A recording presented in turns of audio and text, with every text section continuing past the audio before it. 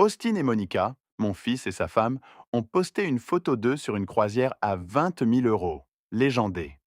Vacances en famille, rien que nous trois. Ils avaient emmené Léo, leur fils biologique. Mia, ma petite fille adoptive de 8 ans, avait été laissée seule, enfermée dans une maison sombre avec un pain moisi et une note. Sois sage. Ils avaient oublié qu'avant d'être un grand-père, j'étais un commandant logistique de l'armée américaine. Je n'abandonne personne. La famille, pour moi, c'est une question d'amour, pas de sang. À 2h03 du matin, mon téléphone vibra. Je me réveillai au son d'une enfant retenant ses larmes. Papy, murmura Mia, sa voix tremblante. Mia, qu'est-ce qui ne va pas? Pourquoi chuchotes-tu? Papy, j'ai soif. Je ne peux pas, la porte est fermée à clé. Toutes les portes. L'entrée, la porte de derrière et celle du garage. J'ai frappé à la chambre de maman et papa, mais personne n'a répondu. Je crois qu'ils sont partis, papy. Il fait vraiment noir. J'ai entendu un bruit au sous-sol et j'ai peur. Mon sang se glaça. L'instinct, forgé par 30 ans dans l'armée, me hurlait d'agir. Écoute-moi, Mia, dis-je en enfilant mon pantalon, le téléphone à l'oreille. Va dans ton placard, prends ta couverture, ferme la porte et attends là. Ne sors pas avant d'entendre ma voix. Tu comprends? Oui, papy. Reste en ligne, mais ne fais aucun bruit. Je chaussai mes bottes, attrapai mes clés et mon pistolet Sig Sauer dans le tiroir de ma table de chevet. La chambre était chargée. Si quelqu'un effrayait ma petite fille, je ne le saluerais pas d'une poignée de main. J'ai parcouru les 20 minutes de trajet en 12. Le téléphone, toujours en ligne, était sur le siège passager. Austin a toujours été faible, trop soucieux de l'opinion des autres. Monica, ma belle-fille, était froide. Arrivée dans l'allée, mes phares balayèrent de la maison plongée dans l'obscurité. Les voitures d'Austin et Monica avaient disparu. Le silence était pesant. Je coupai le moteur, pris les doubles des clés et courus à la porte d'entrée, pistolet en main. J'ouvris et appelai. Mia. Seul le silence me répondit. L'interrupteur ne fonctionna pas. Le courant avait été désactivé, les disjoncteurs baissés. Qui ferait ça en laissant un enfant seul? J'éclairais avec mon téléphone. La maison sentait l'abandon. Je montai directement à la chambre de Mia, la plus petite pièce. La chambre de Léo, pleine de jouets, contrastait avec celle de Mia, vide et spartiate. Mia, c'est papy. Une silhouette minuscule émergea du placard, serrant l'ours en peluche usé que je lui avais offert, son seul jouet. Elle se jeta sur moi, tremblante et trop légère. Je la serrai dans mes bras. Chut, je te tiens. Tu es en sécurité. Ses larmes mouillèrent ma chemise. Je la portai en bas. Dans la cuisine, mon téléphone révéla un mot scotché au réfrigérateur, de la main de Monica. Mia, nous avons emmené Léo à un stage de football pour son équipe. C'était à la dernière minute. Nous serons partis 2 semaines. Il y a du pain sur le comptoir. Ne sors pas. Les voisins appelleront la police et te mèneront dans un endroit terrible si tu te promènes. Sois sage. Nous te surveillons par les caméras. Sur le comptoir, une miche de pain blanc moisi confirmait la note. Une rage pure et brûlante m'envahit. Ce n'était pas de la négligence, mais une cruauté calculée. 2 semaines seules, avec du pain immangeable et la menace de la police. Le réfrigérateur était fermé par une lourde chaîne de vélo et un cadenas. Mia, toujours agrippée, murmura pourquoi le frigo était fermé. Maman a dit que je vole la nourriture, que je mange trop, et que c'est pour Léo, lui, il grandit. Je la posai sur un tabouret et coupai la chaîne avec ma pince. À la lumière de ma torche, le frigo était plein. Steak, fruits, yaourt, un gâteau joyeuses vacances. Il l'avait enchaîné pour l'affamer, pas pour économiser. Je lui tendis une bouteille d'eau qu'elle but d'une traite. Nous partons, lui dis-je. Ne prends rien, nous t'achèterons de nouveaux vêtements. Mon retour fut méthodique. Mia dévora la soupe et le croque-monsieur de sa vie. Chaque bouchée enfonçait un clou dans ma relation avec Austin. Mia endormie, je me retirai dans mon bureau, le sommeil me fuyant. Je devais les trouver. Le stage de football était un mensonge. Austin détestait le football et Léo était piètre joueur. Sur Facebook, rien d'Austin, trop prudent. Monica, elle, étalait sa vie. Sur son Instagram public, Une photo postée 4 heures plus tôt. Austin, Léo et Monica, en bikini, coupe de champagne, sur un luxueux paquebot. La légende? Enfin la paix. Icon of the Seas de Royal Caribbean. 15 jours de bonheur avec mes garçons. Zéro distraction. Juste nous. Mia était leur distraction. Leurs sourires insouciants trahissaient des gens qui croyaient avoir commis un crime impuni. Je décrochais mon téléphone et appelais la compagnie aérienne. 20 ans de statut platine m'avaient appris comment obtenir des informations. Je me fis passer pour le père d'Austin, demandant à confirmer leur vol retour. Je donnai sa date de naissance. L'agent, exténué, se laissa faire face à mon ton autoritaire. « Oh oui, monsieur Morel », dit-elle. Les Pierrettes pour Austin, Monica et Léo Morel avaient été réservés 6 mois auparavant. Aller-retour pour Miami, en première classe. Je raccrochais, la main serrant la souris à faire craquer le plastique. Ce n'était pas une décision de dernière minute, ni une urgence. Ils avaient planifié cela un semestre entier. Durant 6 mois, ils avaient dîné avec Mia, sachant qu'ils la laisseraient comme un meuble indésirable. Ils avaient économisé, réservé les Pierrettes et sûrement acheté cette chaîne des semaines plus tôt. Le calendrier affichait mardi. Le navire avait quitté Miami la veille. Leur première escale, Nassau, aux Bahamas, était pour demain. Je revis la photo de mon fils. Il me ressemblait, mes yeux, mon menton, mais il n'avait pas ma force. C'était un lâche qui laissait sa femme abuser d'une enfant par facilité. Je refermai l'ordinateur. Le grand-père conciliant que j'étais mourut. Pierre Morel, le commandant logistique, était de retour. J'ouvris mon coffre-fort. Passant devant les obligations et l'acte de ma maison, j'atteignis le fond, là où je gardais ma réserve d'argent. Au fond, ma caisse de guerre. Une épaisse liasse de pierrettes de 100 euros. J'en sortis 20 000 euros. Je ne me contenterai pas de sauver Mia, murmurai-je. Je détruirai leurs vacances, leur réputation, et reprendrai ma petite fille pour toujours. Je réservai 2 pierrettes simples pour Nassau. Le soleil commençait à peine à se lever, teignant le ciel d'un rouge sanglant. C'était approprié, car je venais pour le sang. Les portes automatiques du terminal s'ouvrirent sur le chaos des aéroports. Cris de bébés, roulements de valises, annonces de retard. Pour la plupart, un casse-tête. Pour moi, un simple problème logistique. Je serrai la main de Mia. Sa paume était moite. Elle portait un t-shirt rose un peu trop grand, acheté en chemin. L'important était qu'elle soit propre et protégée. Nous nous joignîmes à la longue file d'enregistrement. Le panneau numérique affichait notre vol. Miami-Nassau, départ dans 2 heures. C'était juste, mais les meilleures missions sont celles où l'on n'a pas le temps de trop réfléchir. Mia regardait ses pieds, évitant le regard. « Papy, tu es sûr qu'on peut y aller ?» demanda-t-elle doucement. Maman a dit que les pierrets coûtaient 1 million d'euros. Je lui serrai la main. Maman ment, Mia. Nous partons. Nous atteignîmes enfin le comptoir. L'agent, une jeune femme aux yeux cernés, nommée Sarah, semblait exténuée. Je lui adressai mon sourire le plus affable, celui réservé aux généraux. 2 pierrets simples pour Nassau, s'il vous plaît. Première classe, si possible. Les yeux de Mia s'écarquillèrent. Première classe, un concept de film pour elle. Sarah pianota sur son clavier, ses longs ongles en acrylique cliquetants. Elle demanda mon passeport et l'acte de naissance de Mia, que j'avais heureusement dans mon coffre-fort. Je les lui tendis avec ma carte de crédit platine, cette lourde carte métallique au plafond élevé. Ma discipline, forgée au fil de ma carrière, s'étendait à mes finances. Je réglais toujours tout intégralement. Sarah glissa la carte. Son visage trahit d'abord un léger froncement de sourcils. Puis elle m'annonça « Je suis désolé, monsieur, la carte a été refusée. » L'homme derrière moi soupira. Une chaleur me monta à la nuque. « Réessayez, s'il vous plaît, » dis-je calmement.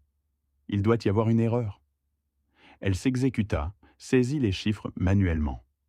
Après une longue pause, elle leva les yeux, la pitié dans le regard. « Elle est à nouveau refusée, monsieur. Le message indique « ne pas honorer ». Vous devriez contacter votre banque. » L'homme derrière moi grogna. « Mon vieux, si vous ne pouvez pas payer, poussez-vous. » Je me retournai lentement. Mon regard celui que je réservais aux recrues indisciplinées, suffit à le faire taire. L'homme baissa les yeux sur son téléphone. Je m'écartai du comptoir, Mia tremblante à mes côtés. J'ai fait quelque chose de mal, papy, murmura-t-elle. Non, chérie, juste une erreur. Reste près de moi. Je composai le numéro prioritaire de ma banque. Pierre Morel. Code Zulu Tango Niner. Pourquoi ma carte est-elle refusée? La voix professionnelle m'informa. Compte gelé pour activité suspecte. Un gros retrait en espèces hier après-midi a vidé votre limite. La transaction en personne nous a trompés, mais l'achat de voyage suivant a déclenché l'alerte. Je figeai. Un retrait en personne? Je n'ai fait aucun retrait, dis-je, la voix grave. Combien? 25 000 euros, monsieur, à la succursale de Main Street. Je fermai les yeux. Main Street, la succursale d'Austin. Il en était le directeur et savait parfaitement imiter ma signature, s'étant exercé toute sa vie sur ses bulletins scolaires. La trahison me frappa plus fort que la perte. Ce n'était pas un simple vol, mais une exécution. Il m'avait vidé pour financer son paradis, pensant me priver de tout moyen d'agir. Il avait oublié à qui il avait affaire. « Voulez-vous contester la transaction » demanda le banquier. « Non, répondis-je froidement. Laissez tomber, je m'en occuperai personnellement. Je raccrochai. Je regardai Sarah, qui faisait déjà signe à l'homme d'affaires. « Excusez-moi, dis-je en me plaçant de nouveau devant elle. Je n'ai pas terminé. Si la carte est refusée, je ne peux rien faire, dit Sarah, à bout de patience. Sans discuter, je m'agenouillai sur le sol poli de l'aéroport. Mia me regardait, perplexe. L'homme d'affaires ricana. Regardez l'ancien, il prie. Je l'ignorais. Je défis les lacets de ma botte gauche. Une vieille habitude. On ne fait jamais confiance aux banques, ni aux poches. On fait confiance à ses bottes. Je plongeai la main dans une doublure secrète que j'avais cousue moi-même. J'en sortis une épaisse enveloppe plastifiée. Je me relevai et la posai sur le comptoir. Le bruit sourd fit taire l'homme d'affaires. Je déchirai le plastique, révélant une pile de pierrettes de 100 € neufs. Mon fonds d'urgence. Je comptai jusqu'à ce que la liasse sur le comptoir soit imposante. « Je crois que c'est une monnaie légale, » dis-je d'une voix neutre. « 2 pierrets première classe pour Nassau. Et je veux les sièges côté hublot. » Sarah fixa l'argent, puis moi. Elle déglutit. « Oui, monsieur. Bien sûr, monsieur. » Ses mains tremblaient en comptant. L'homme d'affaires, muet, s'intéressa soudain aux dalles du plafond. Je me penchai vers Mia, qui me regardait avec des yeux ronds. « Papy, pourquoi as-tu de l'argent dans ta chaussure ?»« Parce que les banques peuvent faire des erreurs, Mia, dis-je, assez fort pour être entendu. Et parce que parfois, ceux en qui tu as le plus confiance te volent. Mais tu ne dois jamais les laisser arrêter la mission, tu comprends ?» Elle hocha la tête, gravement. Sarah me tendit les cartes d'embarquement, son attitude transformée par le respect ou la peur. Peu m'importait. « Merci, monsieur Morel. Bon vol. » Je pris les pierrettes et la main de Mia. Je sentais le poids de l'argent à ma cheville.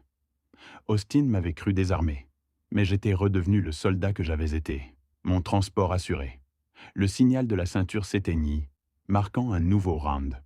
Nous nous stabilisions à 9000 mètres, le bleu éclatant de la haute atmosphère remplaçant les nuages gris de la côte est. J'ajustai mon siège. Mia, rigide, semblait engloutie dans son large siège de première classe, ses jointures blanches agrippées à l'accoudoir depuis le décollage. Une hôtesse au sourire chaleureux s'arrêta avec son chariot. « Bonjour, monsieur Morel, et à vous, jeune fille. Puis-je vous offrir à boire? Jus, soda, chocolat chaud? Nous aurons aussi des cookies chauds. » J'attendais son illumination. Elle tressaillit, s'enfonçant dans le cuir. « Non, merci, » murmura-t-elle à peine audible. Je fronçai les sourcils. « Chérie, tu n'as rien mangé. Prends un jus, un cookie. » Mia secoua la tête. « Je n'ai pas faim, papy. Ça va ?» Son estomac gronda, la trahissant. L'hôtesse sourit en déposant fruits secs et jus de pomme. Des encas, au cas où. Je couvris sa main tremblante de la mienne, rude et calleuse, contrastant avec sa peau froide et moite. « Mia, regarde-moi, » dis-je, doux mais ferme. « Pourquoi me mens-tu? Je sais que tu as faim. Pourquoi as-tu refusé? Elle baissa les yeux. Parce que ça coûte de l'argent, papy, dit-elle si bas que je dus me pencher. Perplexe, je me redressai. Chérie, j'ai acheté les pierrettes. La nourriture est incluse. Elle secoua la tête, les larmes aux yeux. Non, papy. Maman disait que rien n'est gratuit.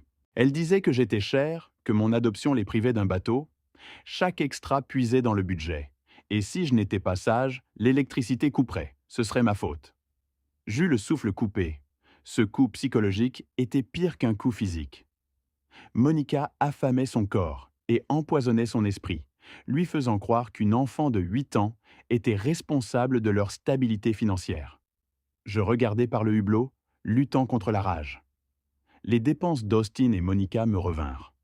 Sac à main à 3 000 €, abonnement de golf à 500 € par mois, voiture de luxe, vin importé. Pourtant, ils avaient osé fait croire à cette petite fille qu'un simple soda était la cause de leurs difficultés. Ils la manipulaient, la rend. Je lui tendis le jus. « Bois, dis-je doucement. La soif l'emporta, et elle vida le verre d'un trait. Appuie sur le bouton bleu de ton accoudoir, repris-je. Elle obéit. L'hôtesse apparut. Ma petite fille aimerait 2 cookies chauds aux pépites de chocolat, un autre jus et un sundae à la vanille avec sauce chocolat chaud, demandai-je. Ça te va? Mia me regarda, puis l'hôtesse, comprenant mon combat. Oui, s'il vous plaît, murmura-t-elle. Quand la nourriture arriva, Mia dévora les cookies, la glace et les noix avec une concentration déchirante. À chaque bouchée, ses épaules se détendaient, l'enfant reprenant le dessus sur la petite prisonnière. Je m'adossai, la regardant racler la dernière cuillerée. Je fis un vœu silencieux. Il l'avait brisé pendant des années. J'avais 2 semaines pour tout réparer. « Mia, dis-je. » Elle leva les yeux, la joue maculée de chocolat. « Oui, papy. Je veux que tu te souviennes de cette sensation. Être repu, en sécurité, au chaud. C'est ainsi que ce sera, désormais. Personne ne te privera plus jamais de nourriture. Personne ne te dira que tu es trop cher. Pas tant que je respirerai. » Elle scruta mon visage, puis hocha lentement la tête. « D'accord, papy. » Une zone de turbulence secoua l'avion. Mia haleta et saisit ma main. Je la serrai, impassible, son roc. Cette secousse n'était qu'un avant-goût. La vraie tempête nous attendait à Nassau, et j'étais prêt à y foncer. À Nassau, l'humidité nous frappa comme une serviette mouillée dès la sortie du terminal climatisé. Une chaleur lourde sentant le diesel et l'asphalte. Nous prîmes un taxi pour le port de croisière. J'ignorais le chauffeur, mon esprit calculant les délais. L'Icon of the Sea avait accosté à 7 heures, devait repartir à 17 heures. Il était 11h30, moins de 6 heures pour les trouver, les confronter et quitter ce navire avant le départ. Au quai Prince George, c'était la folie. Des milliers de touristes déferlaient des navires, comme des fourmis d'une fourmilière bousculée. Le bruit était assourdissant. La musique des steel drums se mêlait aux cris et aux klaxons. Je serrai la main de Mia jusqu'à lui blanchir les phalanges. « Reste près de moi, ne lâche pas. Si tu te perds, crie mon nom. » Elle hocha la tête, yeux écarquillés. Nous atteignîmes le poste de sécurité du quai Royal Caribbean. Un garde imposant nous barra la route. Pièce d'identité est CPASS. Je n'ai pas de CPASS. Je veux un laissez-passer journalier. Il ricana. Tout se fait en ligne. Navire complet. Sans ça, vous ne passez pas. Écartez-vous. Je ne bougeais pas. Je ne suis pas un touriste. Mon fils est à bord, avec ce qui m'appartient. Il me faut 2 heures. Je paie. Il soupira. Pas de laissez-passer, pas d'entrée. Bougez avant que j'appelle la police. Mia, tremblante, tira sur ma chemise. Papy, il fait peur. Allons-y. Je compris que les règles étaient un luxe. Je sortis 500 €, les pliai dans ma main et me penchai. Vétéran de 70 ans avec une enfant. Pas une menace. Juste un grand-père qui doit réparer une erreur. Qui gère les listes VIP, les ajouts de dernière minute, les visites familiales d'urgence? Je pressai les pierresses dans sa paume. Son regard changea. « Tente bleue, tout à gauche. Demandez, monsieur Henderson. Amis et famille. Et si ça ne marche pas, vous ne tenez pas ça de moi? Dans la tente bleue, monsieur. Henderson récita son discours sur la capacité. Mais 2 000 € en espèces pour deux, laissés passer lui firent trouver une faille. 21 minutes plus tard, il me remit 2 cordons, valables jusqu'à 16h30. Après, vous partez avec la croisière. Je passai le cordon au cou de Mia. Il lui sembla trop grand. Sur la jetée brûlante, la foule s'écarta et l'Icon of the Seas apparut. Une ville flottante, haute, tapageuse, arrogante. Exactement le genre d'endroit où Austin pouvait faire semblant que le réel n'existait pas. Il était 12h15. Mia resta bouche ouverte. C'est là qu'ils sont? Oui. On va leur crier dessus? Non. Je lui pris la main vers la passerelle. On ne crie pas. Crier est pour ceux qui n'ont pas de plan. Nos pas résonnèrent sur la rampe métallique. Nous montions à bord du vaisseau ennemi. Le réfectoire du pont 15 débordait. Crevettes, viande, desserts, assiettes pleines et restes jetés.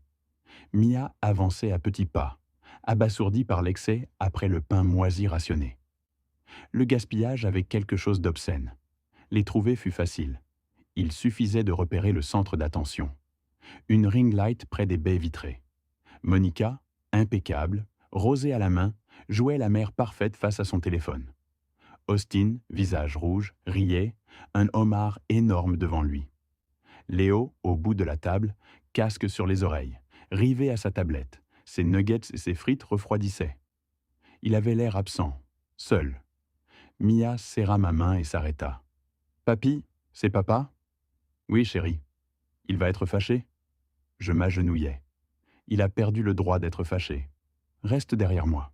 Ne dis rien. Regarde. La note jaune dans ma poche pesait comme du plomb.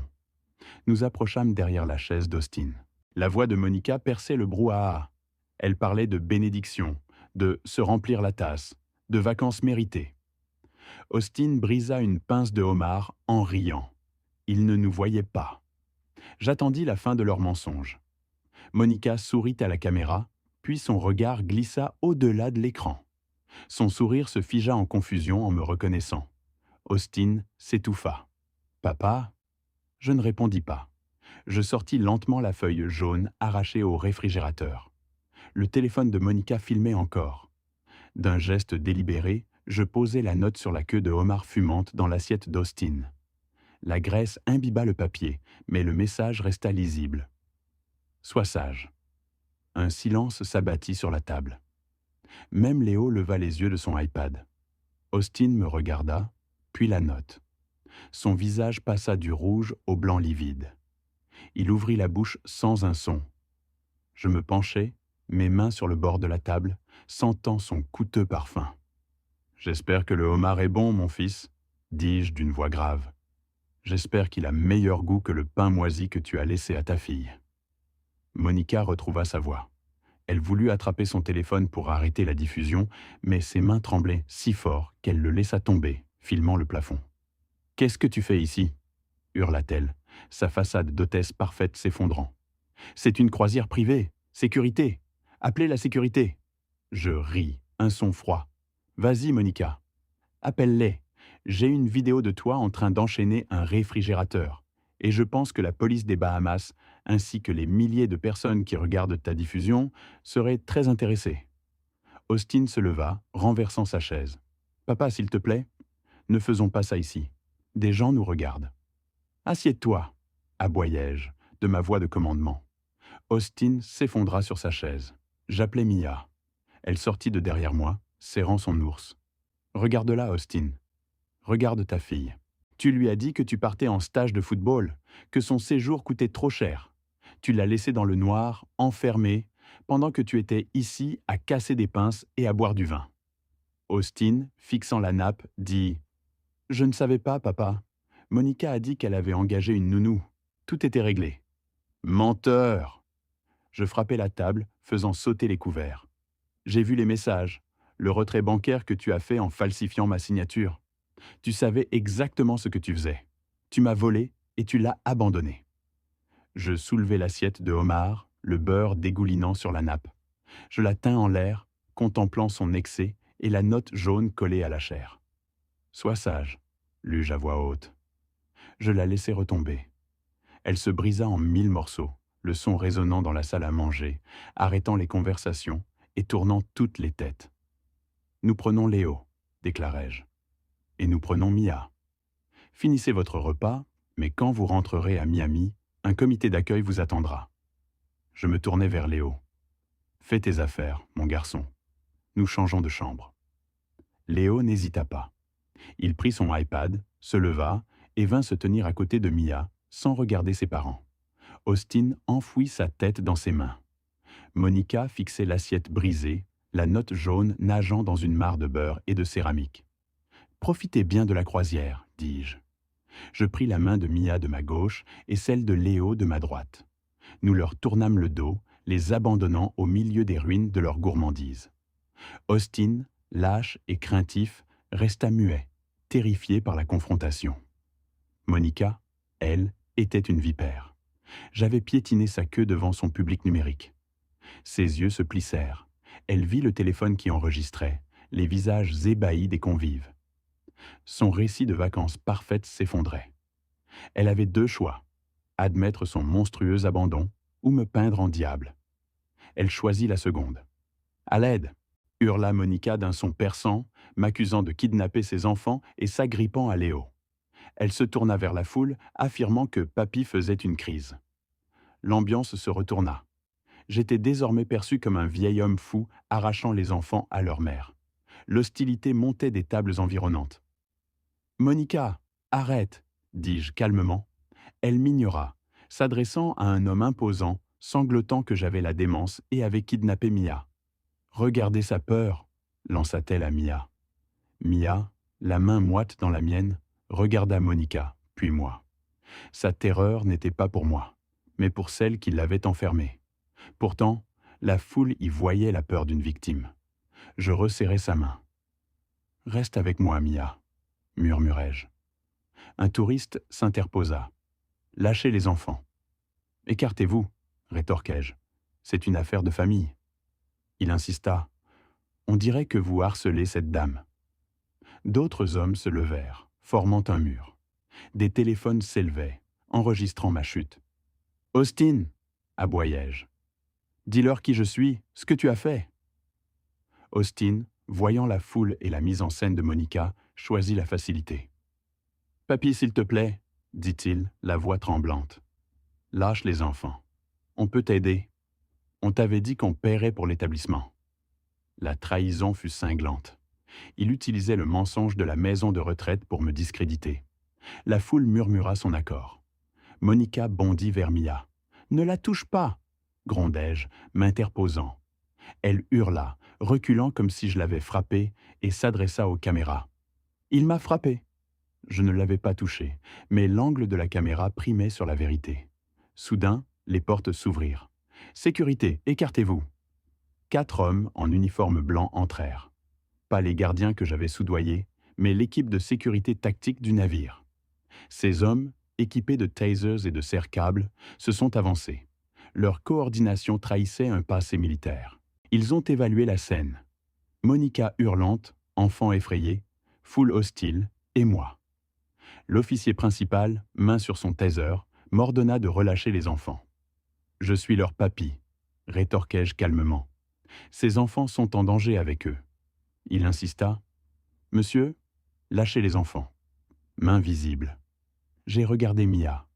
La lâcher, c'était la livrer à Monica. Résister, c'était risquer l'arrestation et perdre ma légitimité. Un échec tactique. Monica le savait, son sourire narquois dévoilant sa fausse affliction. Je devais désamorcer la situation physiquement pour agir légalement. « Ça va aller, Mia », lui dis-je doucement, m'agenouillant. « Je ne t'abandonne pas, je te le promets. Mais je dois parler à ces hommes. Va près de Léo. Ne laisse personne te sortir d'ici. » Lâcher sa main fut un déchirement. Je me suis levé, les mains en l'air. « Je coopère. Je suis désarmé et j'ai mes pierrettes, » ai-je dit à l'officier, avant qu'il ne me plaque contre le buffet et me serre les poignets avec des serre-câbles. Léo, brisant le silence, hurla. « Vous lui faites mal. Arrêtez. Papy n'a rien fait. » Maman ment. Il jeta son iPad. Monica se précipita, tentant de le calmer. Léo, chérie, chut, papy est malade, ne l'écoute pas. Mais Léo la repoussa avec force. Elle ment. On a laissé Mia à la maison sans nourriture. Papy est venu la sauver. Le visage de Monica pâlit, et la foule murmura de nouveau, cette fois, confuse. Officier, dis-je, la voix étouffée. Ma poche de chemise. Après mon insistance et une menace de poursuite, il en sortit la note jaune. Lisez-la à voix haute. Il lut. Mia, nous avons emmené Léo dans un stage de football pour son équipe. Sois sage. Nous te surveillons avec les caméras. Il fronça les sourcils et demanda à Monica. Madame, est-ce votre écriture? Monica bégaya, les yeux fuyants. Non, oui, mais c'est lui qui l'a écrite. Il m'a forcé. C'est un manipulateur. Il nous a menacés. C'est pour ça que nous avons dû partir en croisière. Son mensonge était faible, désespéré. Et pour la première fois, la foule n'y crut pas. On ne part pas en croisière de luxe en laissant un enfant derrière soi. Je me tournai vers Austin. Austin, c'est ta dernière chance. Léo, à 10 ans, a plus de courage que toi. Vas-tu laisser ta femme mentir à la police et ton père être arrêté pour avoir sauvé ta fille? Austin transpirait, fixant mes poignets menottés, puis les gardes. Je... Monica le coupa d'un sifflement menaçant. Tais-toi, Austin. Pas un mot. Il referma la bouche, baissant les yeux. Je fermai les miens. La douleur des serre-câbles n'était rien comparée à celle de ce silence. Mon fils n'était plus qu'une coquille vide, emplie de peur et d'avidité. Je rouvris les yeux. Officier, j'ai des preuves irréfutables. Les enregistrements des caméras de sécurité de leur maison d'il y a 2 jours, les relevés bancaires du montant qu'ils m'ont volé pour ce voyage, et l'enregistrement de l'appel de ma petite fille à 2 heures du matin, suppliant pour de l'eau après que ses parents eurent verrouillé le réfrigérateur. Le sourire de Monica avait disparu. « Je veux voir le commandant », déclarai-je, et que le contact du FBI à Miami soit en ligne, car ce n'est plus une simple dispute familiale. C'est une scène de crime fédéral. L'officier observa la petite fille terrifiée agrippée à son frère et Monica, dont le silence était désormais pesant. « Détachez-le », dit-il à son partenaire, « mais gardez-le à l'œil. Nous allons tous au bureau du commandant. » Les serre-câbles coupés, je me frottais les poignets. Sans sourire, je posai mes mains sur les épaules de Mia et Léo. « Allons-y », leur dis-je. Nous quittâmes le restaurant, entourés de gardes. La foule s'écarta, silencieuse, un lourd malaise planant. La fête était finie, la vraie tempête commençait. L'agent de sécurité tenait mon téléphone comme une grenade dégoupillée. Malgré une fissure, l'écran était d'une clarté maximale. Je voulais que chaque pixel de leur cruauté soit visible. Déverrouillant l'appareil, mes mains étaient fermes, l'adrénaline cédant la place à la froide précision de mon objectif. J'ouvris l'application de sécurité connectée à la maison et sélectionnai la vidéo d'il y a 2 jours, à 21h30. « Montez le volume », dis-je à l'officier. Il appuya sur le bouton et la vidéo commença, l'horodatage défilant sur l'image large de la cuisine et du salon. La maison était éclairée, des valises près de la porte. Monica apparut, souriante, tenant une lourde chaîne et un cadenas. Austin la suivait, nerveux. « Es-tu sûre de ça, Monica ?» La voix hésitante d'Austin s'inquiétait. « Et s'il y a un incendie? Et si elle doit sortir ?»« Elle ira bien, Austin. Arrête d'être une chochotte, » répondit Monica d'une voix perçante. « Elle ne va pas mourir de faim. Il y a un pain sur le comptoir. C'est plus qu'elle ne mérite après ce qu'elle a fait à mon tapis blanc. Si on laisse le frigo ouvert, elle mangera tout, tu sais comment elle est. On ne va pas tout racheter en rentrant. » Sur l'écran, Monica enroula la chaîne autour des poignées du réfrigérateur en inox, la serra et ferma le cadenas, testant sa solidité. « Parfait. Maintenant, allons-y. Le taxi est là. Et assure-toi d'avoir verrouillé la porte de sa chambre de l'extérieur. Je ne veux pas qu'elle se promène pendant notre absence. » La vidéo s'est terminée. L'officier a baissé le téléphone, son professionnalisme laissant place à un dégoût pur et simple pour Monica. « Est-ce réel ?» a demandé l'officier d'une voix basse et dangereuse. Monica, bouche bée, cherchait en vain un allié. Le public, prêt à m'agresser une minute auparavant, la fixait désormais avec horreur. Les mères serraient leurs enfants. L'homme bronzé s'écartait d'Austin. « Vous avez enfermé une enfant, chaîné le frigo », a-t-il dit, brisant le silence. Monica a hurlé, désespérée. « Vous ne comprenez pas. Elle a des problèmes alimentaires. Le médecin a dit de contrôler son apport. C'était pour son bien. »« Menteuse !» a crié une pédiatre d'une table voisine, tremblante de rage. « Aucun médecin ne prescrit un cadenas et un pain à une enfant de 8 ans. Vous êtes un monstre. »« La honte ! Appelez la police !» a crié une autre voix. La salle a éclaté en un rugissement de condamnation. Les téléphones filmaient la chute de la famille parfaite. Austin s'est recroquevillé, transpirant. « Papa !» a-t-il murmuré. « Fais-les arrêter. »« Tu as fait ton choix, Austin, » ai-je dit. « Je t'avais prévenu, je m'en occuperai. » L'officier a parlé dans sa radio. Contrôle. L'officier a appelé la radio. Code rouge. Mise en danger d'enfant confirmée. Capitaine requis. Monica a hurlé, tentant d'arracher le téléphone et criant à la violation de sa vie privée. L'officier lui a fermement saisi le poignet. « Madame, reculez !» La foule s'est écartée. Le capitaine Johansson, imposant, est entré. Il a pris mon téléphone, a regardé la vidéo sans ciller, puis l'a rendu à son officier. Visage de pierre, il s'est tourné vers Austin et Monica. En 30 ans, je n'ai rien vu d'aussi lâche. Monica a tenté de charmer, blâmant mon beau-père vindicatif. « Silence !» a cinglé le capitaine. « Vous êtes des menaces. Escortez les Morel au poste, cellules séparées jusqu'à Miami. Confisquez leurs appareils. » Austin a balbutié.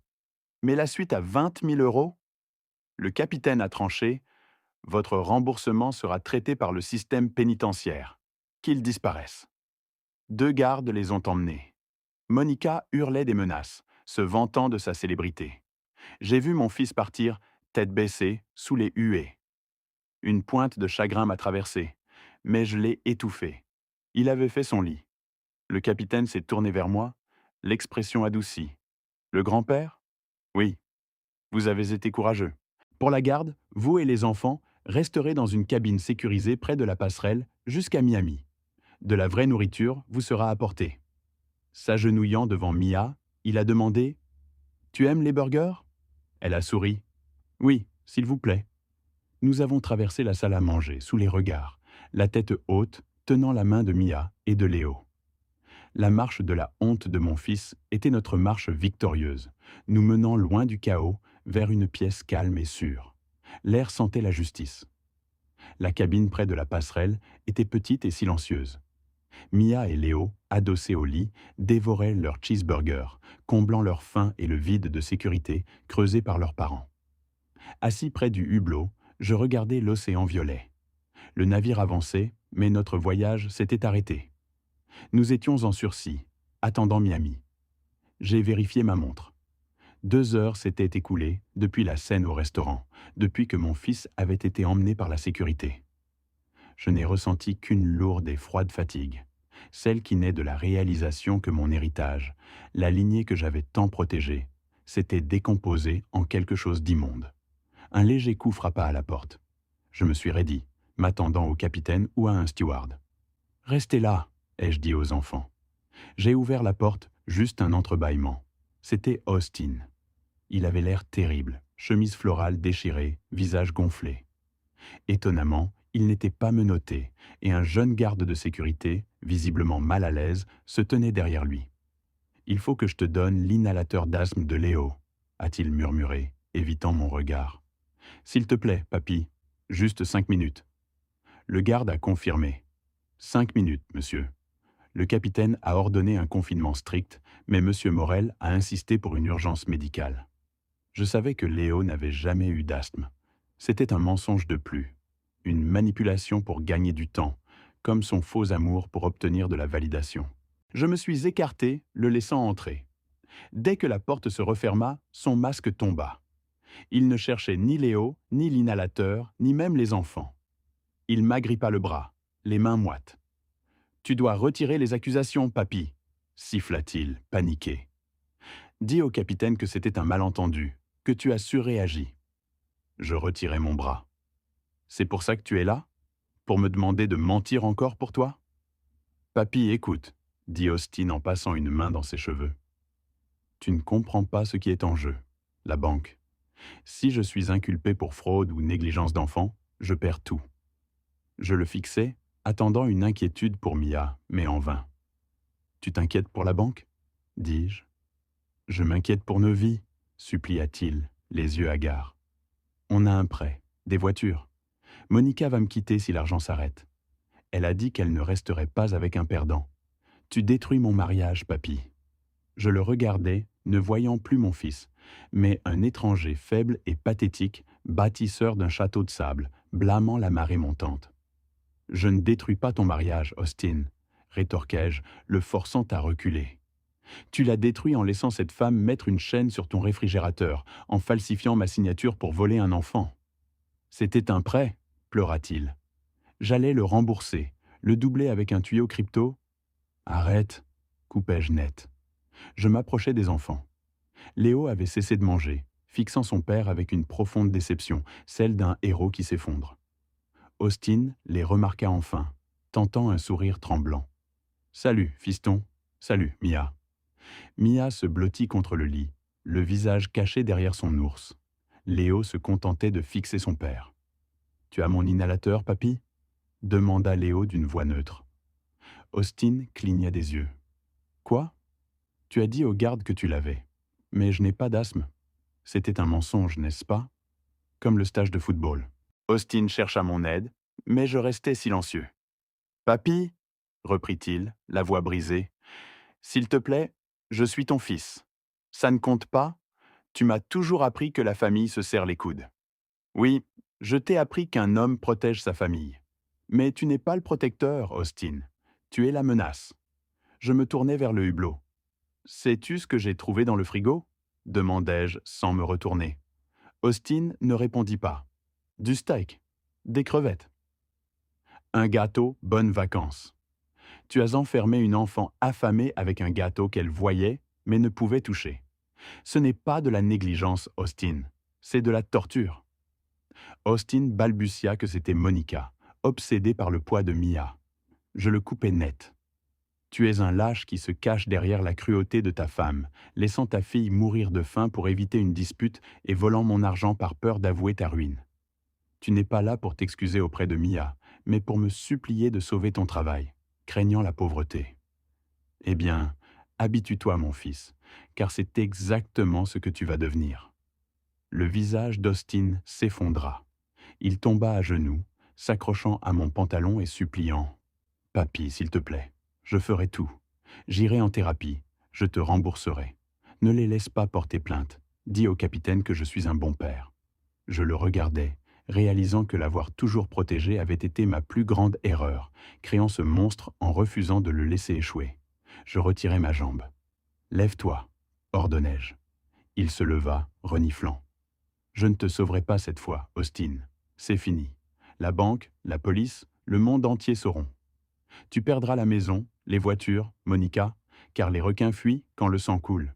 Mais tu y gagneras la vérité. » Je montrai la porte. « Pour la première fois, tu feras face à la réalité de qui tu es. » Austin me regarda avec haine. « Tu savoures ça ?» cracha-t-il. « Tu as toujours voulu que j'échoue? Tu me juges avec tes médailles. Tu te prends pour Dieu. » « Non, dis-je calmement. Je ne suis qu'un officier de la logistique et je me débarrasse du poids mort. » Le garde annonça. « C'est l'heure. » Austin me lança un dernier regard venimeux.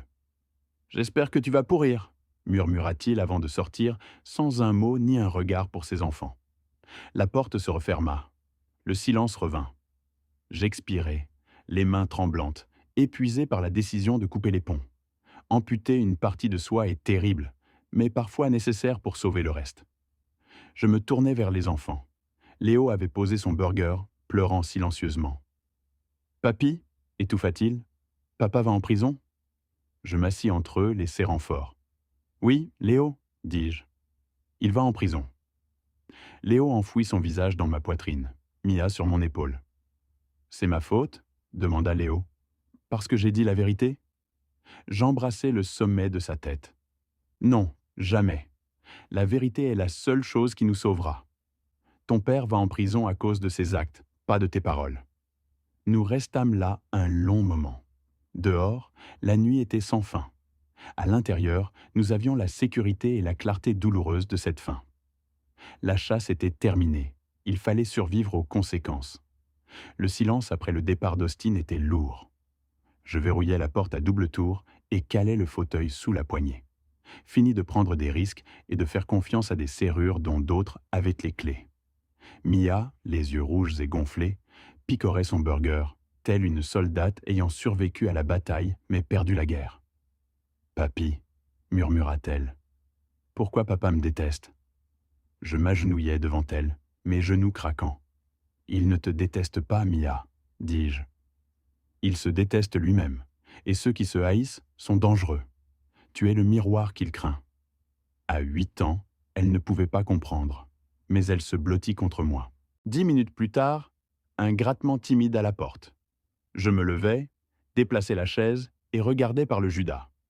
C'était Léo, mon petit-fils, en pyjama, un oreiller et ses chaussures à la main. Terrifié, il jetait des regards anxieux vers le couloir. J'ouvris. Léo entra sans un mot, se glissant et s'asseyant dans le coin le plus éloigné. Je reverrouillai. Il était recroquevillé. « Léo, dis-je doucement, que fais-tu ici ?» Il leva les yeux, le visage barré de larmes, la lèvre mordue. « Maman jette des choses, » murmura-t-il. « Elle a dit que c'était ma faute, que j'étais un traître et qu'elle m'enverrait à l'école militaire. » Une vague de colère me brûla. Monica déchargeait son humiliation sur un enfant. « Tu n'es pas un traître, Léo, » lui dis-je. « Tu es le plus courageux de ce navire. » Léo secoua la tête. « Non, je suis un menteur, comme eux. » Il regarda Mia, qui l'observait avec son ours. Léo prit une profonde inspiration, sortit un petit paquet de sa poche et le tendit à Mia. « Je t'ai gardé ça, » dit-il, « du dîner. » Mia hésita, me regarda. J'acquiesçai. Elle s'approcha, prit la serviette. À l'intérieur, une truffe au chocolat, fondue, mais pour Mia, un diamant. « Pourquoi ne m'as-tu pas réveillé, Léo ?» demanda Mia, triste. « Pourquoi ne m'as-tu pas dit que tu partais ?» La question planait depuis 48 heures. Léo baissa les yeux, s'arrachant les cuticules. « Maman a dit que si je te réveillais, on ne pourrait pas partir, » expliqua-t-il, la voix tremblante. La croisière n'était que pour 3. Si je faisais du bruit, elle reprendrait ma PlayStation. Il s'arrêta, étouffant un sanglot. « Et quoi d'autre, Léo ?» demandai-je. « Elle a dit que tu étais méchante, » pleura Léo, « que tu lui avais volé de l'argent, que tu étais dangereuse et qu'on devait te laisser. Si je l'aimais, je devais l'aider. » Mia le fixa. « Je n'ai pas volé, » murmura-t-elle.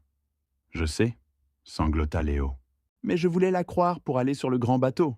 J'étais égoïste. » Il enfouit son visage dans l'oreiller et éclata en sanglots. L'innocence de Léo, brisée par la manipulation adulte, révéla l'ampleur du crime de Monica. Elle avait fait de lui un complice involontaire, acheté son silence et empoisonné son esprit. Un fardeau qu'aucun enfant ne devrait porter. Mia posa le chocolat. Elle rampa jusqu'à Léo et posa sa main sur son épaule. « C'est bon, Léo, » dit-elle. Il leva les yeux, incrédule. « Comment ça peut être bon? Je t'ai abandonné. » « Mais tu es revenu, » dit simplement Mia. « Tu as dit la vérité au policier et tu m'as apporté du chocolat. » Léo lâcha son oreiller et serra sa sœur dans ses bras. Mia le serra en retour. Ils se tinrent ainsi, 2 rescapés s'accrochant à la même épave. Je m'assis sur le lit, les regardant. Mon cœur s'est brisé et dilaté à la fois. Pendant des années, j'avais vu Léo comme le simple fils d'Austin, gâté et indifférent à Mia, un clone de ses parents. J'avais tort. Il n'était pas un clone, mais une victime, un otage du chantage émotionnel. Ma mission venait de changer. Je ne pouvais plus l'abandonner. Monica le détruirait pour cette trahison, broierait son esprit jusqu'à ce qu'il devienne un homme sans volonté, comme Austin. Je ne pouvais pas le permettre. Je me levai, mouillai une serviette et revins m'agenouiller. « Essuie ton visage, mon garçon, » dis-je à Léo. Il s'exécuta, puis me regarda, craintif. Tu vas me renvoyer là-bas, papy? Non, répondis-je. Mais maman a dit qu'elle appelait l'avocat. Qu'elle appelle qui elle veut, répliquai-je. Tu ne retournes pas dans cette cabine. Tu restes ici avec Mia et moi. Mais où vais-je dormir? Il n'y a qu'un seul lit. J'eus le premier sourire sincère depuis des jours. As-tu déjà construit un bunker, soldat? Léo secoua la tête. Eh bien, tu vas apprendre. Avec Mia, nous déplaçâmes les meubles, posâmes le matelas à même le sol et bâtîmes une forteresse de draps et d'oreillers. Quand nous nous y sommes glissés tous les trois, blottis sous la couette, ce fut l'endroit le plus sûr du monde. Papy, chuchota Léo dans le noir. Oui, Léo? Tu vas nous ramener à la maison? Oui, répondis-je. Tous les deux? Demanda-t-il. Dans l'obscurité, je trouvai sa main et celle de Mia. Je les serrai. Écoutez-moi, dis-je, ma voix basse et féroce. Je ne suis plus seulement votre grand-père. Je suis votre tuteur. Peu importe les avocats ou le coup, je me battrai pour vous deux. Vous êtes l'équipe Morel, et personne ne sera abandonné. Plus jamais. Promis, murmura Mia. Promis, dis-je. Je restai là, écoutant leur respiration s'apaiser. Ils s'endormirent, mais mon esprit était en mode logistique. Descendre du navire serait facile. La bataille juridique, voilà le vrai défi. Austin se battrait pour Léo, non par amour, mais parce qu'il était un atout, l'héritier.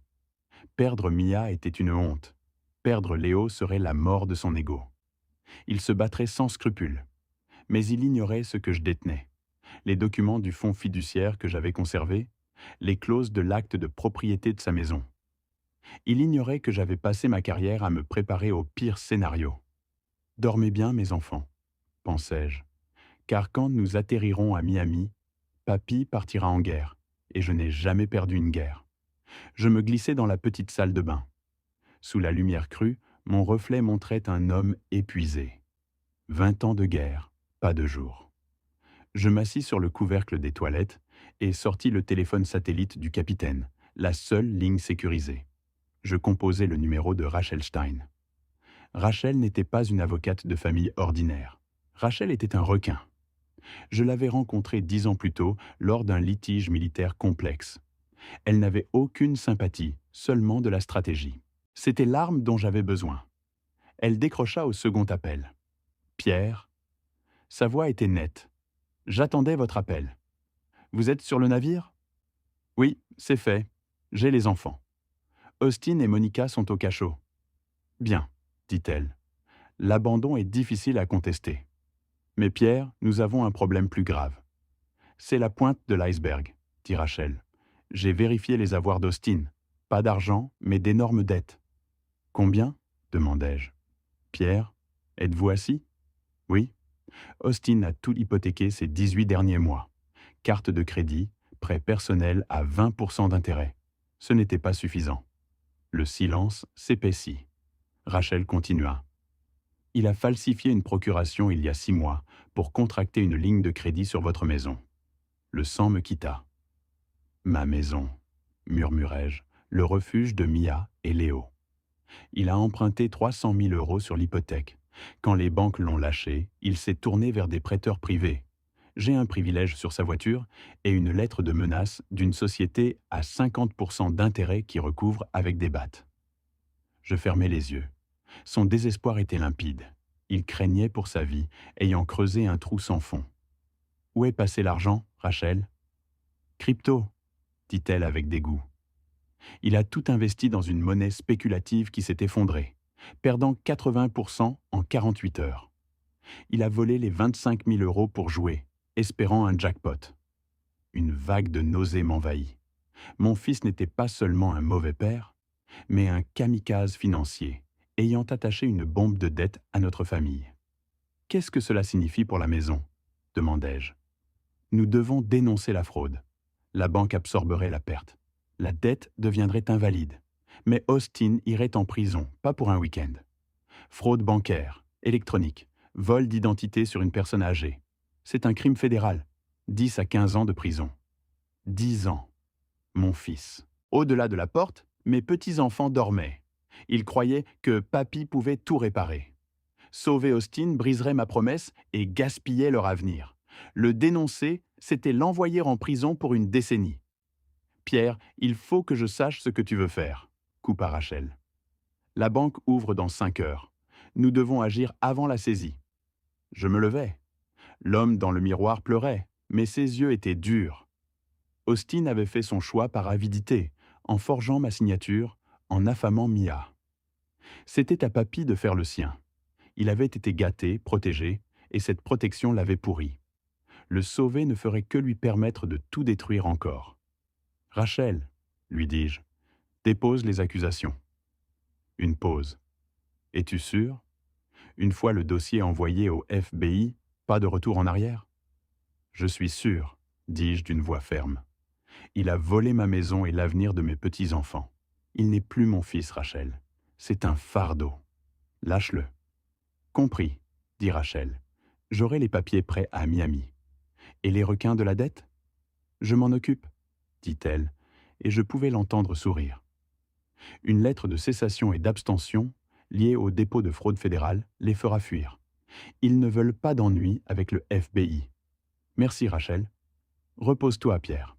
Tu as une guerre à mener demain. Je raccrochais, me sentant plus léger. La décision était terrible, mais juste, comme l'ablation d'une tumeur. Je me lavai le visage à l'eau froide, puis retournai dans la cabine. Mia dormait, le pouce près de la bouche, tenant la manche de Léo, qui ronflait doucement. Je m'allongeai à côté d'eux, mon bras en travers, créant un bouclier. Austin allait tout perdre, sa liberté, sa réputation, sa famille. Mais cette maison, nous trois, nous allions nous en sortir. Nous allions la garder, planter un jardin, faire des gâteaux. Je fermai les yeux. Le navire nous berçait vers l'aube. J'étais prêt. J'étais le pare-feu, et plus jamais rien ne brûlerait ses enfants. Le voyage de retour vers Miami fut un flou d'eau grise et de lourd silence. L'Icon of the Seas, paradis flottant, était devenu une immense cage. Quand les propulseurs s'activèrent pour accoster, la vibration me fit grincer les dents. Le son de la réalité qui s'écrasait. Je me tenais sur la passerelle inférieure, tenant les mains de Mia et Léo. Notre débarquement se fit sous escorte, par une sortie de service. Devant, Austin et Monica, flanqués de gardes. Austin baissait la tête, Monica, arrogante, le menton haut, ignorait sa chute. La chaleur moite de la Floride sentait l'interrogatoire. Au bas de la rampe, des SUV gouvernementaux attendaient, entourés d'agents du FBI et de la police. Rachel Stein, mon avocate, m'accueillit d'un hochement de tête professionnel, sans sourire. Le chef du FBI prit les documents. Austin s'immobilisa, la réalité le frappant, ses genoux fléchissants. Monica, incrédule, lança « Tout ce drame pour un malentendu familial ? Nous sommes membres platine ?» L'agent s'avança et demanda « Monica Morel ?» Elle corrigea « Madame Morel ».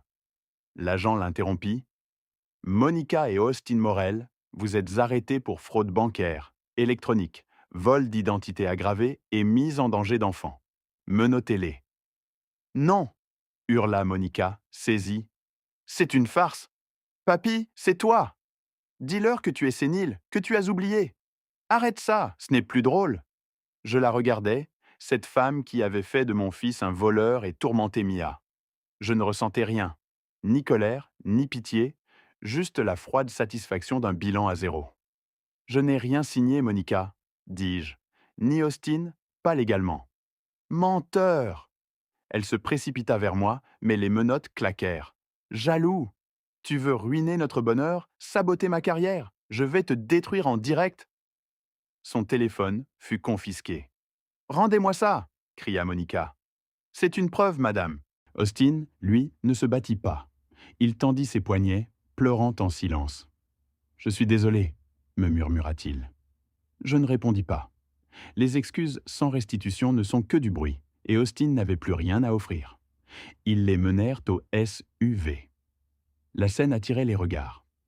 Monica Morel obtenait enfin la célébrité qu'elle désirait, mais sous la forme d'un documentaire True Crime. Alors qu'on poussait Austin dans le premier véhicule, il regarda Léo.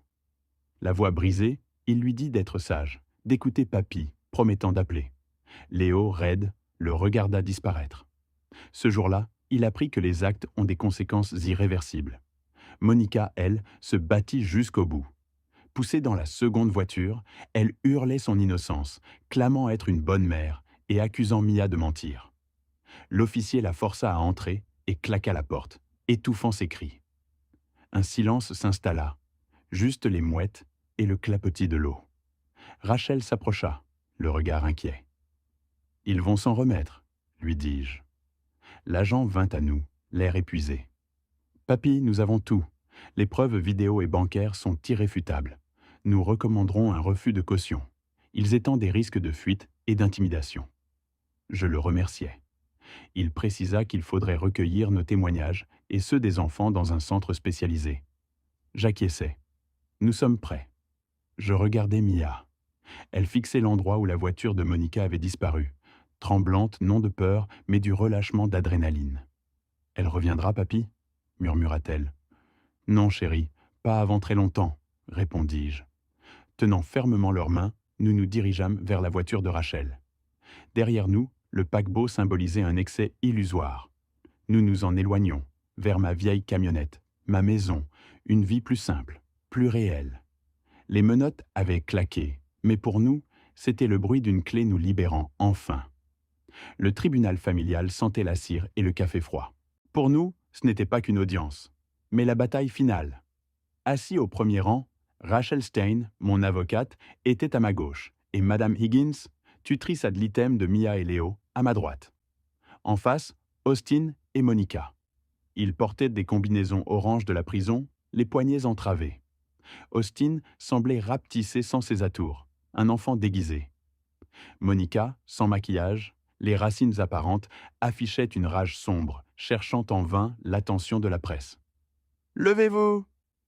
Le juge Helena Vance entra, une femme d'une 60aine d'années, au regard aiguisé. Elle regarda directement les accusés. « Asseyez-vous !» ordonna-t-elle. « Nous sommes ici pour statuer sur la garde permanente de Léo et Mia Morel, et sur la demande de révocation des droits parentaux déposée par Papy. » L'avocat commis d'office d'Austin, jeune et nerveux, se leva. Sa voix tremblante, il concéda des erreurs, mais plaida que la révocation des droits était trop sévère. Ses clients, disait-il, étaient prêts à suivre des thérapies et croyaient à la réhabilitation, affirmant aimer leurs enfants. Le juge Vance leva la main, interrompant l'avocat. « Conseiller, dit-elle, j'ai lu le rapport de police, vu la vidéo du réfrigérateur enchaîné et l'évaluation psychologique des enfants. Ne gâchez pas mon temps avec le mot « erreur ». Ce n'était pas une erreur, c'était un siège. La juge se tourna vers Rachel. « Madame Stein, vous avez mentionné dans votre dossier des preuves financières supplémentaires concernant le bien-être des enfants. » Rachel se leva. « Oui, votre honneur, un crime financier démontre l'incapacité des accusés à être parents, au-delà des accusations fédérales. » Rachel expliqua qu'à la mort de ma femme, il y a 13 ans, j'avais placé un héritage dans un fonds fiduciaire pour l'éducation de Léo et Mia. J'y avais ajouté le nom de Mia à son adoption. Je vis Austin se raidir. Il ignorait que j'étais au courant, pensant que je ne savais que pour la maison.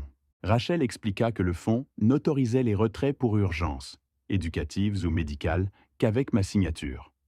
Elle tendit le document au greffier. « 2 jours avant la croisière, » continua Rachel, 25 000 € furent retirés, sous prétexte d'une chirurgie d'urgence pour Mia. Le silence tomba. « Chirurgie d'urgence ?» répéta la juge. Rachel confirma l'absence de chirurgie. Mia était en parfaite santé. L'argent, retiré en espèces, fut tracé et servit à payer l'amélioration de leur suite royale sur l'Icon of the Seas. Rachel conclut: « Ils ont volé le fonds d'études de Mia pour financer les vacances dont ils l'ont exclue, utilisant son avenir pour son abandon. » Monica baissa les yeux. Même elle, avec son narcissisme, ne pouvait justifier un tel vol, un tabou qui dépasse les pires dysfonctionnements familiaux. Rachel brandit le bordereau de retrait, portant ma signature. Un expert en écriture et mon témoignage sous serment prouvent que je n'étais pas à la banque. La signature a été forgée par Austin, qui a utilisé sa position d'ancien directeur de banque pour contourner les protocoles. La juge examina les documents, puis fixa Austin. « Monsieur Morel ?» demanda-t-elle calmement. Avez-vous quelque chose à dire? Austin se leva, ses chaînes cliquetant. Il me chercha du regard, mais le père qui l'avait toujours sauvé avait disparu, remplacé par l'officier de logistique qui venait de couper la ligne d'approvisionnement. Je, bégaya Austin. J'allais le remettre, avec intérêt, quand la crypto monterait. Donc c'est vrai, dit la juge. Vous avez misé l'éducation de votre fille sur des monnaies Internet. Ce n'était pas un pari, cria Austin, désespéré. C'était un investissement pour la famille. Je voulais le meilleur. Vous l'avez fait pour vous-même, claqua la juge. Elle referma le dossier. J'en ai assez entendu. Elle saisit son marteau. La Cour constate que les accusés Austin et Monica Morel ont fait preuve d'un mépris flagrant et criminel pour le bien-être physique, émotionnel et financier de leurs enfants. La Cour les déclare inaptes. Elle me regarda. Monsieur Pierre Morel, la garde légale et physique complète et permanente de Léo et Mia vous est accordée. Se tournant vers Austin et Monica, je fais droit à la révocation des droits parentaux. Vous avez perdu le privilège d'être parents. Aucun contact avant leurs 18 ans et seulement s'ils choisissent de vous retrouver, ce dont je doute. Monica hurla, renversant sa chaise. Vous ne pouvez pas faire ça. Ce sont mes bébés. J'ai bâti ma marque autour d'eux. Vous ruinez mon image. Huissier, évacuez-les, ordonna la juge. 2 adjoints saisirent Monica. Elle se débattait, hurlant ses droits et une conspiration. Austin, lui, ne lutta pas. Austin s'effondra dans les bras des officiers, traînant les pieds. Le lourd silence qui suivit fut rempli de soulagement et de la promesse de sécurité. La juge, le visage adouci, me souhaita bonne chance. « Ce n'est pas difficile, votre honneur, c'est nécessaire, répondis-je. En sortant, Rachel me confirma. C'est fini, Pierre, ils sont partis. La maison et les enfants sont en sécurité. Je hochai la tête, regardant le fourgon emporter Austin et Monica. Les 20 000 euros dans ma botte, la peur de Mia, les larmes de Léo. Cela m'avait coûté mon fils, ma paix, l'illusion familiale. Mais en me détournant, je savais avoir fait le seul échange qui comptait. Un mensonge pour une vérité, aussi douloureuse que solide. Notre ferme en Caroline du Nord était simple, ses planchers grinçants et le vent sifflant témoignant de son authenticité. Elle était nôtre, sûre. À l'îlot, je pétrissais la pâte d'un pain au levain. La boulangerie étant devenue un rituel ancrant, un travail honnête où la précipitation ne pardonne pas. Par la fenêtre, Léo riait aux éclats avec les chiens errants. Derrière moi, Mia dessinait, ses carnets remplis d'arbres, d'animaux, de nous. « Papy, regarde !» dit-elle, me montrant un dessin de nous 3. « Magnifique, chérie !» dis-je, l'affichant sur le frigo. L'appareil, autrefois symbole de sa torture, était maintenant couvert d'art, rempli de provisions, jamais verrouillé. Mia l'ouvrait parfois, fixait la nourriture, souriait et le refermait, se rassurant. Le facteur arriva. Je sortis à la boîte aux lettres, saluant cet homme pour qui j'étais juste papy, le vieil homme de la ferme, ignorant tout de la vidéo virale. En triant le courrier, je m'arrêtai net. Une enveloppe blanche, estampillée « Federal Correctional Institution », portait le nom d'Austin Morel. Malgré mes blocages téléphoniques, les lettres trouvaient toujours un chemin. Je rentrai, posant la lettre sur le comptoir. « C'est quoi, papy ?» demanda Léo. « Juste une facture que nous n'avons pas à payer, » mentis-je. Le soir, les enfants endormis, je m'assis près de la cheminée. J'ouvris l'enveloppe avec mon canif. Une feuille de papier jaune, une écriture désespérée. « Cher papa », commençait-elle.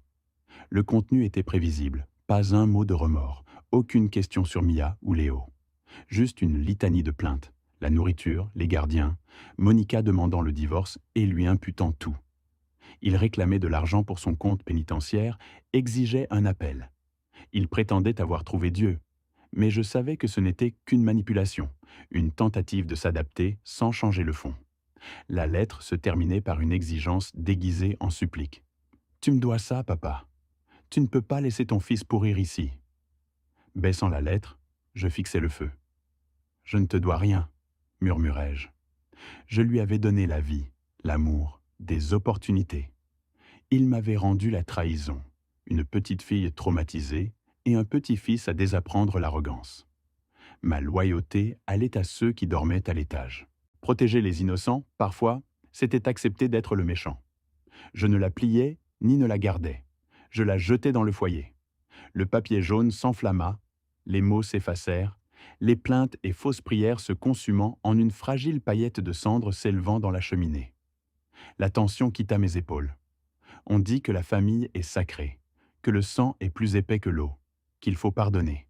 Ils ont tort. La famille, ce n'est pas l'ADN, c'est ceux qui saignent pour vous et ceux qui tiennent le couteau. J'avais dû couper un membre pour sauver le corps. Ce fut la décision la plus difficile de ma vie, mais en contemplant la paix de cette maison, le silence enfin délivré des mensonges, je savais avoir fait le bon choix. Je suis papy. Je suis un père, un grand-père, et je suis enfin libre. Pour construire une nouvelle vie, il faut parfois brûler les ponts avec l'ancienne. Merci d'avoir écouté mon histoire. Si elle vous a touché, laissez un like, écrivez en commentaire ce qui vous a le plus touché et abonnez-vous à la chaîne. Il y aura encore beaucoup d'autres histoires. Ce n'est pas la fin de mon histoire. Ce n'est que le début de quelque chose de meilleur.